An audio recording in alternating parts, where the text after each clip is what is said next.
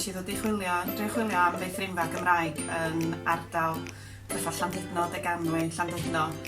A o'n i'n gweld hi'n anodd dod o hyd I feithrinfa lle oedd pawb yn siarad Cymraeg.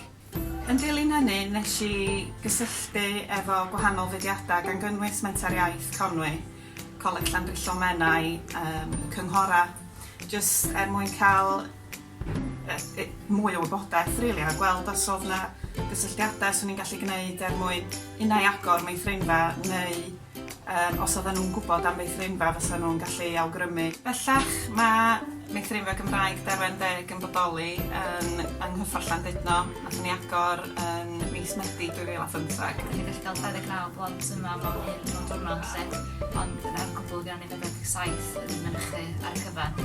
Yn cyflogi 15 pobl o gefndir y Cymraeg yn gynnwys gyrnigogi, glanhawraig a tymwysyddion a gweinyddion.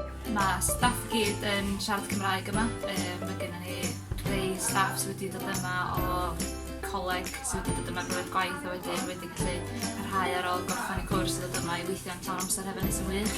Mae gennym ni rhai sydd dod yma o gefndiroedd sydd wedi dysgu Cymraeg a hefyd lot fwy hyderus rwan ac yn siarad Cymraeg yn hollol ergol yma sydd yn wych hefyd bod fama wedi gallu helpu nhw hefyd I ddatblygu sgiliau Cymraeg nhw hefyd.